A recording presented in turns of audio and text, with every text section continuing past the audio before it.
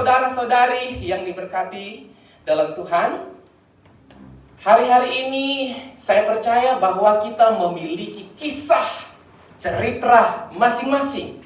Jangankan minggu lepas, minggu yang lalu, pagi tadi ada kisah tersendiri. Mungkin ada cerita yang lucu, yang membuat kita happy. Taruh di story, taruh di Facebook Pro, ya. Salam interaksi. Ya, tetapi ada juga kisah yang sedih, ada kisah yang penuh dengan gumul, juang, derita. Banyak di antara kita yang tahu, ya. Bahkan mungkin ada yang kita tidak bisa share, bagikan kepada orang lain. Tapi percayalah, even meskipun teman kita, orang tua kita, sahabat kita tidak tahu penderitaan kita, tapi dia pribadi yang tahu. Dia sangat paham sampai di mana titik kekuatan kita. Percayalah bahwa Tuhan menaruh ujian tidak akan melampaui kekuatan kita. Amin. Saat ini saya mau berbicara tentang plot twist ilahi. Bagaimana rancangan Tuhan yang tidak terlihat. Tahu plot twist ya? Kalau paling banyak nonton film drama Korea, apa drama Korea kesukaan teman-teman? Queen of Tears. Sudah lama Pak Pendeta ya, tidak update, masih tidak tahu ya.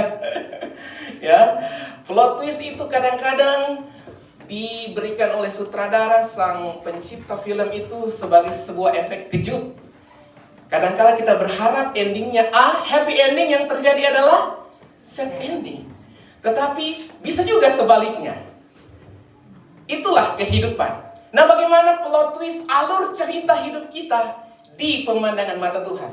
Mari kita baca dulu di dalam Mazmur pasal 37 ayat 23 sampai 24. Sebetulnya satu pasal ini, tapi kita baca 2 ayat ini saja. Mazmur 37 ayat 23 sampai 24. Kita baca bersama. 1, 2, 3.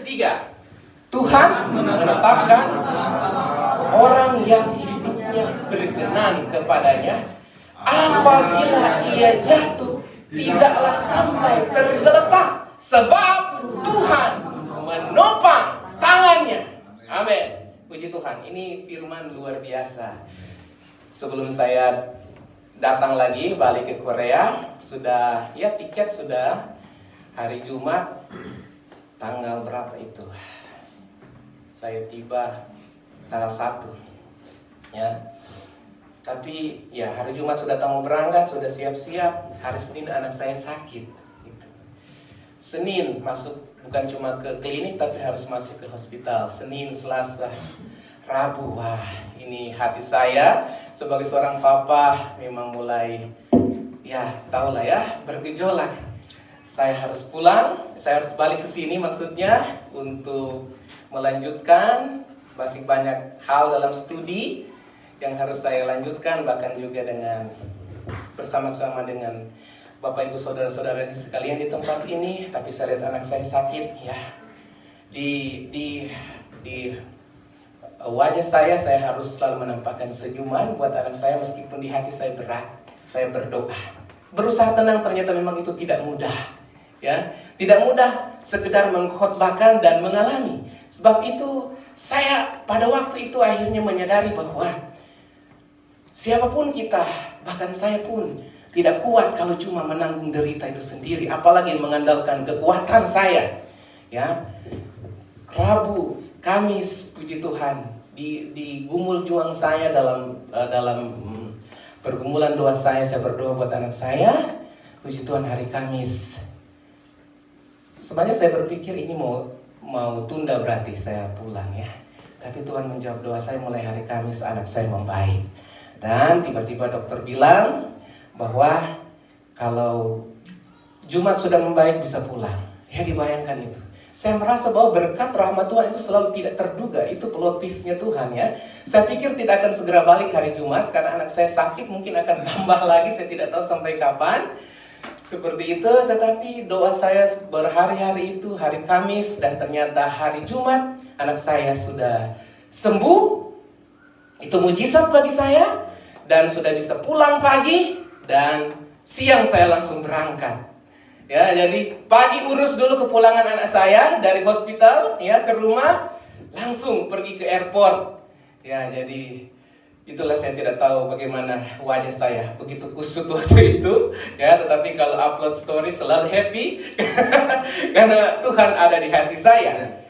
Dan itulah yang saya alami, bahwa Tuhan memang benar-benar menetapkan langkah kita, orang yang hidup berkenan kepadanya. Apabila kita jatuh, tidak sampai tergeletak. Ini luar biasa, sebab Tuhan menopang tangannya. Kira-kira sekarang ini kisah saya, bagaimana dengan kisah Bapak Ibu Saudara, Saudari Bro and Sis sekalian? Apa saja hal-hal yang belum pernah tercapai dalam hidupmu? Ya, coba kita renungkan. Adakah? Atau semua sudah pernah tercapai? Oh, pendeta, ini luar biasa. Apakah ada target yang belum tercapai? Pernahkah kita merasa bahwa hidup ini tidak berjalan sesuai dengan planning, sesuai dengan rencana dan target kita? Ataukah apakah kita pernah mengalami yang kita harapkan tidak terjadi, tapi justru sesuatu yang tidak terduga yang datang? Tidak tahu apakah itu sesuatu yang menyedihkan, sesuatu yang menguatkan hati, tetapi ada banyak kali mungkin kita tidak menduga akhirnya akan baik, tetapi melampaui harapan kita. Tuhan menolong melebihi kekuatan dan pemikiran kita. Berikutnya, Tuhan seringkali bekerja dengan cara yang tidak bisa kita lihat atau pahami saat ini, karena betapa terbatasnya kita. Siapakah kita, makhluk yang terbatas, mau memahami isi hati dan pikiran Tuhan yang maha luas, tidak ada batasnya. Itu sebabnya cara kerja Tuhan itu sebenarnya tidak bisa kita selami seutuhnya. Hanya orang-orang yang mau dekat dengan Tuhan, yang dapat mengalami bagaimana plot twist, bagaimana Tuhan bekerja. Seringkali kita berpikir A, tetapi Tuhan menjawab B. Kita berpikir B lebih buruk, tapi sebenarnya B itu lebih baik daripada A. Haleluya. Berikutnya, Mazmur pasal 37 ini ditulis oleh Raja Daud. Meskipun tidak ada kesepakatan oleh para teolog kapan masa penulisannya, tapi yang paling penting di sini adalah Mazmur pasal 37 ini muncul dalam konteks atau pada masa di mana banyak sekali social injustice, ketidakadilan. Pernahkah mengalami ketidakadilan dalam hidup ini? Ya, banyak kali. Puji Tuhan ya. Itu adalah ungkapan hati yang sesuai dengan fakta. Betul? Ya. Kadang-kala kita berusaha adil, tetapi orang lain tidak adil. Banyak kali kita berusaha fair, tetapi orang lain tidak fair dengan kita. Ya. Itulah dunia. Tidak seindah yang kita harapkan, tidak seindah yang digambarkan oleh setiap film, oleh setiap drama. Demikian pemazmur, khususnya Daud.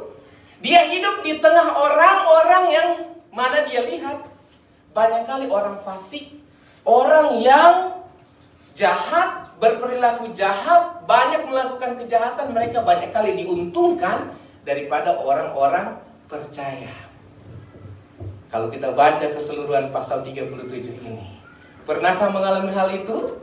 Atau mengeluh kepada Tuhan, Tuhan, saya sudah banyak kali melayani Tuhan, lebih setia daripada si dia, daripada si ABC. Kenapa kok kelihatannya dia lebih banyak wonnya dari saya?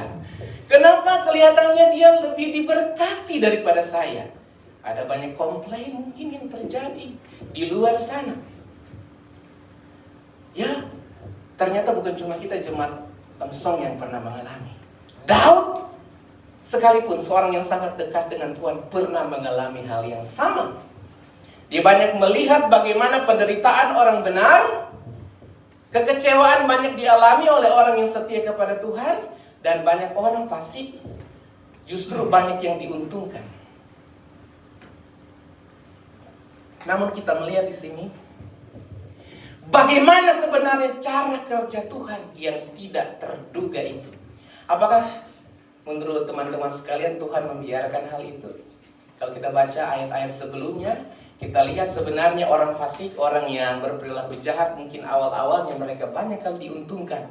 Tapi mereka pada akhirnya semuanya itu dicatat oleh Tuhan. Bahwa jalan orang benar itu dia akan selalu seperti cahaya fajar.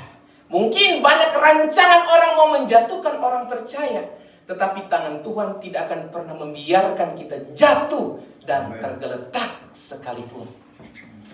Poin yang pertama dalam Mazmur pasal 37 ini adalah, boleh kita baca sama-sama, 2, 3. Tuhan bekerja di balik behind the scenes. Banyak kali pekerjaan Allah itu tidak nampak. Gitu. Tuhan bekerja di balik layar melampaui mata kita, melampaui penglihatan kita dan melampaui harapan Bapak Ibu, saudara-saudari sekalian. Dalam Mazmur pasal 37 ini ada konsep yang sebenarnya sederhana tapi banyak kali orang abaikan, yaitu menunggu. Ya. Pekerjaan apa yang paling membosankan? Menunggu. Menunggu apa? Asik sekali. Menunggu? Oh, apalagi itu ya. Sedangkan menunggu bus terlalu lama, apalagi menunggu si dia yang tidak pasti. Luar biasa itu. Entah kapan ya, kapan-kapan kita berjumpa lagi. Mungkin esok atau di lain hari. Banyak kali janji, besok saya datang. Ternyata besok tidak datang. Ya, minggu depan janji manusia seperti itu. Menunggu merupakan salah satu tema utama di Mazmur pasal 37. Bahasa lain daripada menunggu yaitu menanti. Firman Tuhan mengajarkan kita betapa pentingnya menunggu dengan sabar. Ini sederhana. Menunggu, menanti dengan sabar akan janji Tuhan. Kita lihat banyak ketidakadilan, kita lihat banyak hal yang curang mungkin, tapi sabarlah. Sebab ada masanya, ada waktunya Tuhan akan membuktikan kebenaran itu. Tuhan akan membuktikan kesabaran kita. Kesabaran dan menunggu itu seringkali diabaikan. Padahal menunggu, menanti janji Tuhan merupakan tindakan aktif dari hidup seseorang yang mencerminkan, yang menyatakan keteguhan iman dan kepercayaan kita kepada Tuhan. Siapa di sini yang paling sering gak sabaran? Ada? Saya langsung angkat tangan ya. Saya juga salah satu yang tidak sabaran. Itu. Apalagi datang di Korea disuruh pali-pali lagi, ya kan? Tidak sabar kapan selesai studi. Tidak sabar apa lagi? Ada yang mau berbagi? Tidak sabar gajian, ya. Tidak sabar gajinya naik. Kapan mau naik gajinya? Kadang-kala turun, betul? Itulah fluktuatif ya. Itulah kehidupan, bagaikan gelombang laut. Ya, tidak sabar menanti janji. Bahkan ada yang tidak sabar, akhirnya mungkin kita berpikir ya, karena dia tidak sabar, lihatlah sekarang saya. Ya. Ada yang tidak sabar mungkin melihat menantikan si dia menjadi sukses. Sekarang lihatlah, saya lebih sukses daripada yang kamu kira. Mungkin seperti itu ya. Sabar itu penting sekali. Berikutnya, ada satu ayat yang meneguhkan kita dalam Yesaya 55 ayat 8-9 itu intinya seperti ini. Sebab rancanganku bukanlah rancanganmu, dan jalanmu bukanlah jalanku. Wah, ini kalau kita tidak sabar, kadangkala kita memaksakan, kita berpikir rancangan saya ini sudah benar-benar rancangan yang terbaik. Padahal belum tentu itu adalah rancangan Tuhan. Belum tentu jalan yang kita lalui ini adalah jalan Tuhan. Itulah, kalau kita mulai menyimpang, Tuhan seringkali dengan tangan yang tak terlihat memegang kita supaya kadang-kala dia mencambuk kita. Ya, kadang-kala mungkin terasa sakit, tapi Tuhan rindu kita on the track. Tahu ya? Tetap ada di jalur yang benar. Seperti film yang saya bilang tadi, banyak kali punya kejutan di akhir. Tuhan sering menyusun alur hidup kita dengan cara yang tidak terduga. Contohnya yang paling terkenal ialah salah satunya ialah Joseph. Ada yang namanya Joseph di sini? Yusuf. Dia bermimpi akan menjadi orang yang besar. Tuhan taruh mimpi impian, tapi apa yang terjadi? Justru dia dijual oleh kakak-kakaknya, ya, his siblings, ya, saudara kandungnya dijual, diperlakukan sebagai hamba. Dijual jadi hamba, dipenjara pula tanpa alasan yang jelas. Mungkin banyak kali kita mengalami, kita dipersalahkan, dituduh atau diperlakukan yang buruk tanpa alasan yang jelas. Ya. Reasonnya kita tidak tahu kenapa. Tapi lihatlah sama seperti Yusuf. Dia diperlakukan, dia dijual sebagai hamba, diperlakukan tidak baik, dipenjara tanpa alasan. Tapi akhirnya dia menjadi seorang pemimpin, Zafnat Panea, leader orang kedua yang paling berkuasa di Mesir pada waktu itu. Yusuf bisa. Masakan kita tidak bisa. Orang-orang seperti ini banyak mengalami kemalangan, tetapi karena mereka tetap ada dalam firman, maka mereka tidak pernah jatuh dan tergeletak. Ketika hidup terasa sulit ataupun tidak masuk akal, mungkin Tuhan sedang menulis cerita dengan ending yang lebih baik lagi. Bagian yang kedua, percayalah kepada proses meskipun tidak melihat. Ini ayat yang atau bagian firman yang banyak kali kita dengar, ya. Faith over sight. Ya. Iman itu didasarkan kepada percaya, bukan pada apa yang kita lihat saja. Meskipun memakai mata itu juga penting, ya. Apabila ia jatuh dalam ayat 24, tidak akan sampai tergeletak sebab tangan Tuhan menopangnya. Jatuh bangun hidup itu adalah bagian daripada proses pertumbuhan iman. Siapa yang merasa tidak pernah terjatuh dalam hidupnya? Siapa di antara kita yang merasa bahwa hidup ini mulus-mulus saja, selalu rata, naik terus tanpa turun, gitu. Sedangkan followers kadang naik, kadang turun, betul? Ya. Viewers kadang naik, kadang turun. Apalagi cuma jalan hidup kita. Banyak kali kita ingin hidup kita rata, jalannya rata, semuanya lega, semuanya harus baik. Tetapi ada saat di mana Tuhan mengizinkan hidup kita sudah bangkit, mungkin terjatuh lagi. Tetapi ini adalah bagian daripada proses pertumbuhan iman, di mana Tuhan tidak hanya mengizinkan kita berproses, jatuh dan bangun, tetapi Tuhan juga menjanjikan bahwa Dia akan memegang tangan kita dan Dia akan membantu kita untuk bangkit kembali. Haleluya. Ya. Janji Tuhan itu seperti itu. Kalau kita tetap ada di dalam Tuhan, hidup berkenan kepada Tuhan, maka kalau kita jatuh tidak akan sampai tergeletak. Di dalam 2 Korintus pasal 5 ayat 7, firman Tuhan berkata, sebab hidup kami ini adalah hidup karena percaya, bukan karena melihat. Ya, 2 Korintus 5 ayat 7. Rasul Paulus dan para hamba-hamba Tuhan yang lain benar-benar mengalami hal ini. Hidup mereka adalah hidup karena percaya. Mereka meninggalkan kemewahan, mereka meninggalkan hidup mereka yang lama, mereka meninggalkan sesuatu yang mereka bisa sombongkan, sesuatu yang mereka banggakan, hanya untuk mengikuti Yesus. Mengikut Tuhan itu tidak semudah yang kita dengarkan, seperti itu. Banyak orang yang mengalami hal ini, tetapi kita lihat bahwa mungkin kita sering menginginkan melihat segala sesuatu terjadi secara instan. Ya, ada yang suka makan makanan atau minuman yang instan di sini. Mie instan. Ya, itu enak atau tidak? Enak ya. Tetapi tanpa menyebut merek, mie atau makanan yang instan itu memang enak. Tapi kalau kita lihat apa kata dokter, apa kata kesehatan, Kalau banyak kali kita makan makanan yang instan, itu akan berpengaruh kepada kesehatan, ya kan? Membuat kesehatan kita mungkin jadi buruk, seperti itu. Itulah instan. Tapi sini ada banyak chef.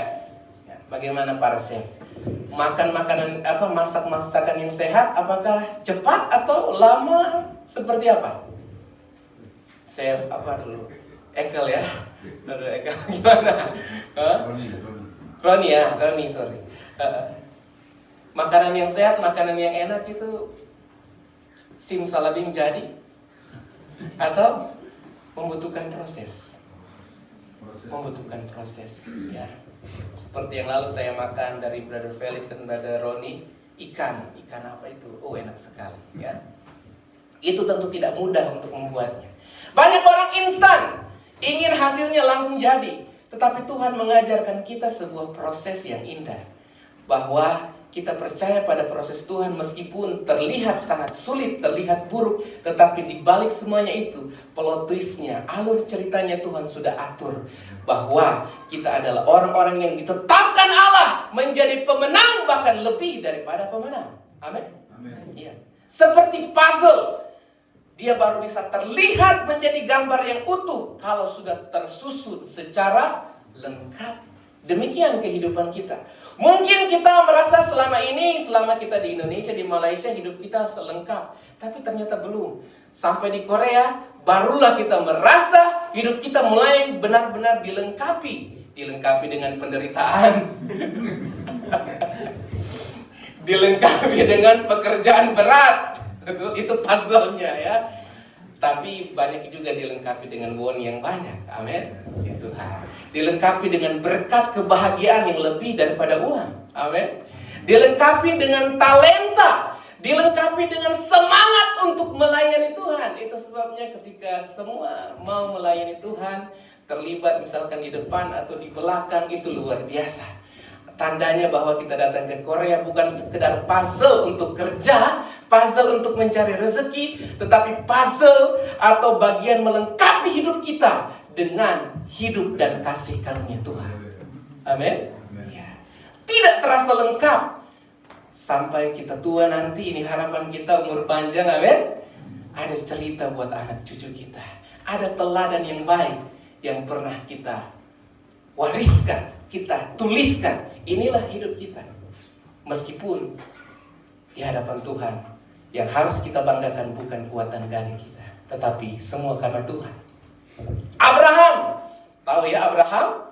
Dia sebenarnya kalau kita baca dalam kitab Kejadian, bahkan juga diulangi dalam Ibrani 11 ayat 8, Abraham dia tahu tidak mau kemana.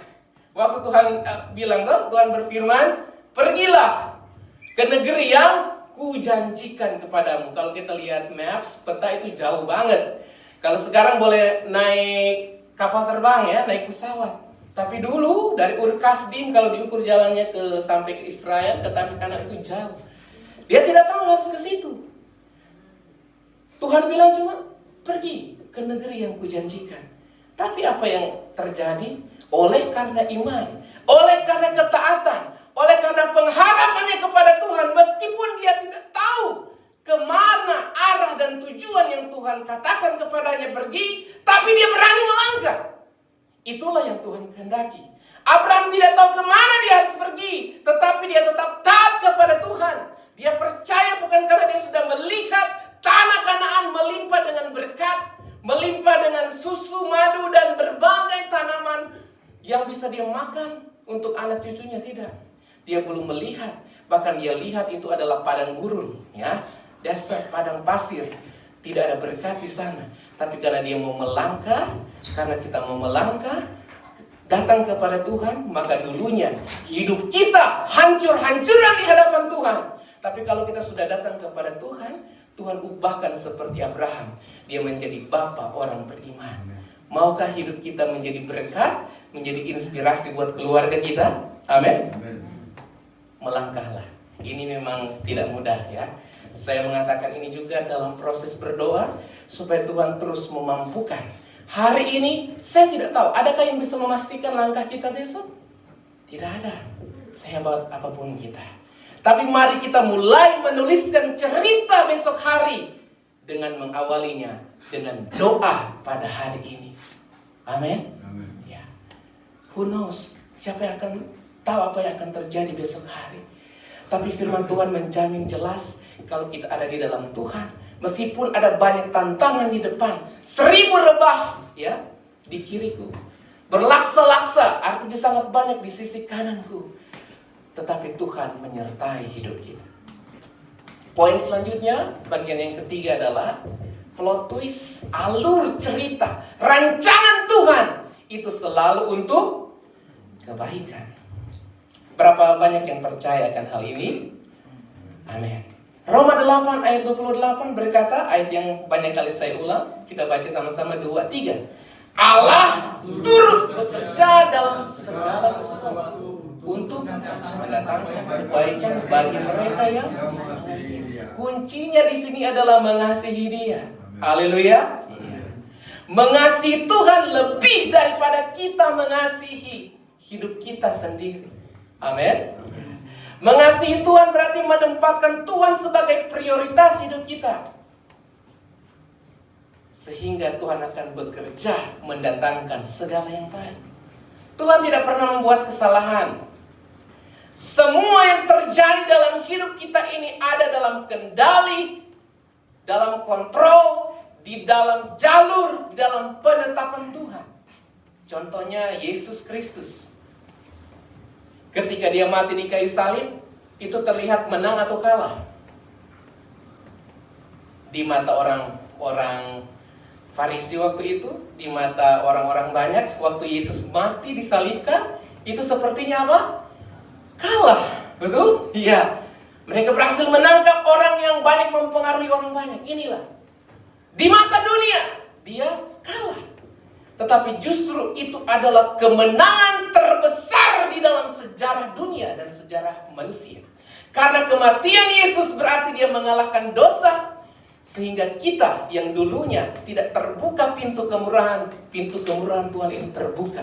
Sehingga keselamatan yang dulunya hanya untuk orang Israel terbuka untuk kita, orang Korea, orang Cina, orang Malaysia, orang Indonesia. Amin. Sehingga keselamatan, pintu kemurahan terbuka lebar. Dulunya kita tidak layak, tetapi Tuhan yang melayakkan kita oleh anugerahnya.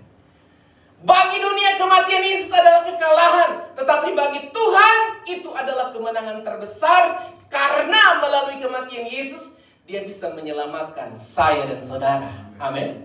Haleluya. Terkadang Tuhan kita sepertinya Dia tidak memberi apa yang kita inginkan, ya.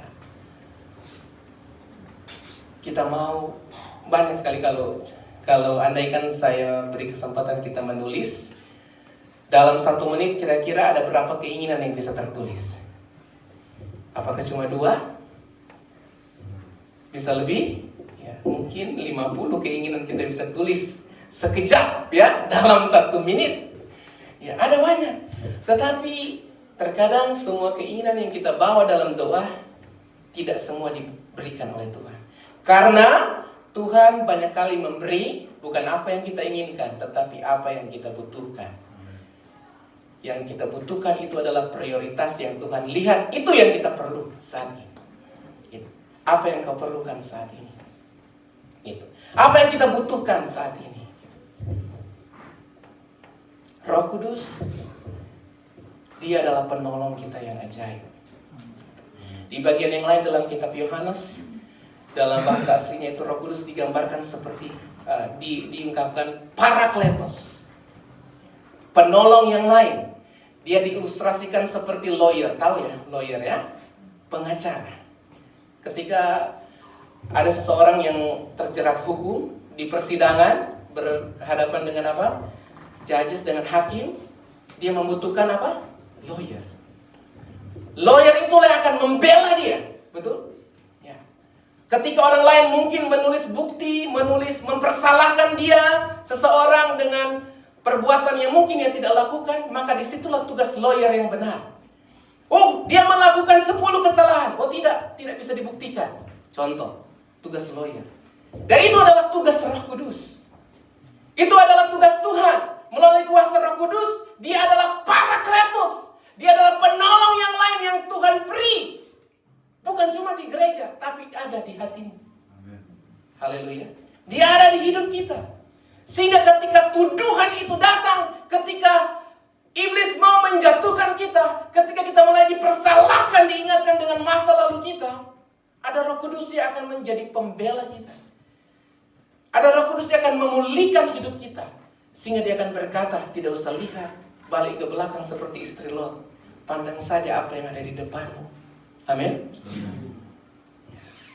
Itulah kuasa Roh Kudus. Tuhan tidak pernah membiarkan kita menjadi anak yatim piatu, dalam tanda kutip sebagai orang yang ditinggalkan. Ketika dia naik ke surga, dia beri Roh Kudus.